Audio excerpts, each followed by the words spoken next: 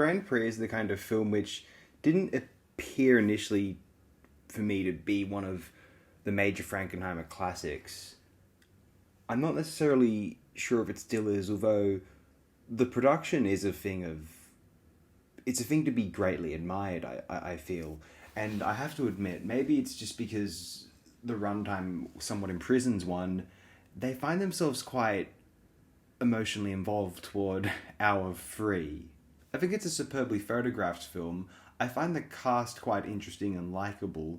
I think what we have here, it's one of these effective slow-paced dramas where I'm kind of a sucker slightly for those, those mid-20th century dramas. They were very long and they loved placing them on daytime television, particularly on a Sunday, at least over here in Australia/Sydney, wherein, it was made the event seem so much more grand and epic, especially and like they were going on for such this, almost like it was more of a mini series than it was, and so you felt an inherent connection with the characters more so, just because there was such an elongated, it felt like such a long time had passed and it was this kind of voyaging experience with them.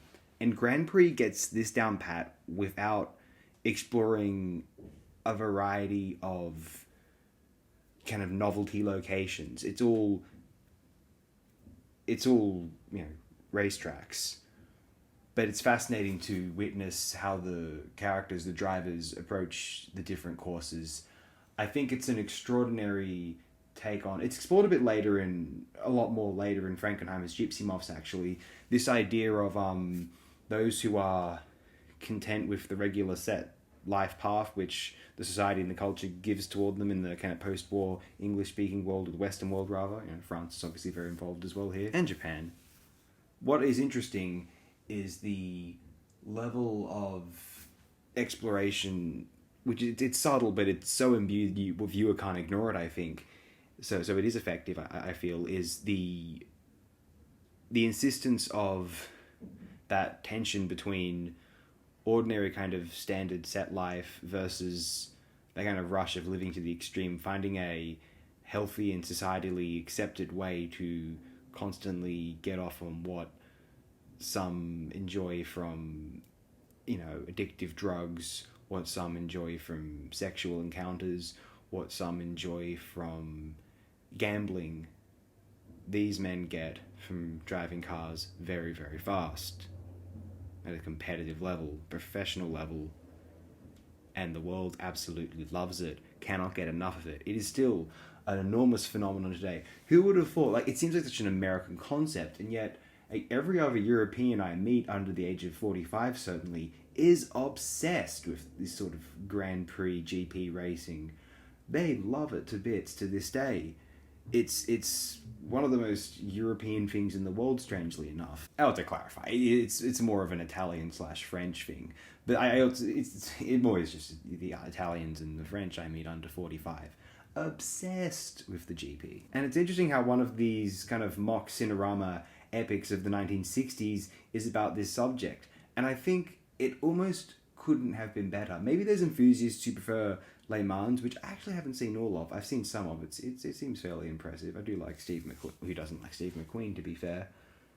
But I think Grand Prix is a really interesting experiment as well. I love where it fits in John Frankenheimer's filmography as this monumental achievement, which it's him really upping the scale of his productions, which tended to be, they're more... The thrillers are more intimate, they're focused around the characters, and the set pieces in Manchurian Candidate aren't so much based around vehicles and explosions so much as assassins and targets. 7 Days in May, insofar as it has action seconds, that's kind of similar, but even less. When the train obviously has quite a bit of action, although we have to remember that it's fairly subdued. There's gunfights on a relatively small scale, not open battlefield warfare or anything, and there's the plane bombing sequence, which a studio insisted Frankenheimer add later, I think. I've read that somewhere. Anyway, the point is, Grand Prix allowed him the expertise with which he could then carry out another interesting film titled The Gypsy Moths, and then, of course, The Horseman in 1971, another great panoramic picture. And then we have some more interesting work of this kind in the Black Sunday, particularly about Extraordinary Climax. We'll get to French Connection too, that's an interesting title. And then I think Frankenheimer's great statement toward the end, Ronin. I was thinking of Frankenheimer as something of a... He was a huge admirer of Hitchcock, although he didn't like the kind of psychosexual subtext which people applied to Hitchcock. He liked the craft, the kind of showman that Hitchcock was, as though he was John Ford or something. And so Frankenheimer takes that Hitchcock craft and puts it into a more practical, audience-pleasing context, rather than that kind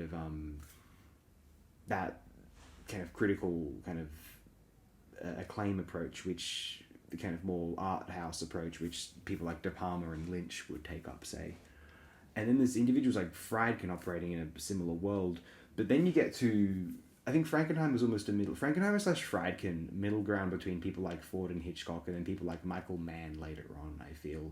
And Ronin's almost a response to that new Michael Mann school of filmmaking. And I find it interesting that, and very telling that, Friedkin was heavily influenced by Costa Gavras Z for that kind of documentary-esque style in The French Connection, and the style of Ronin was allegedly, Frankenheimer's outright stated, was inspired by the similarly kind of grounded and kind of documentary techniques to paint a very ontological picture is Kilo Pontecorvo's The Battle of Algiers, and that's what inspired Ronin.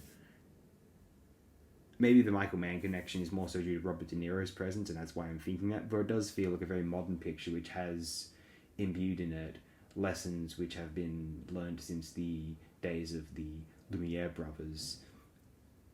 And maybe John Frankenheimer's The Train is an interesting bridge between that and films like The Wages of Fear, and then of course Friedkin's own Sorcerer. There needn't have been a train. I think Friedkin could have just used Wages of Fear as a source. I'm sure he did. We're waffling on a bit too much now, so I think I'll end it here. Thanks again, everyone. Appreciate it very immensely.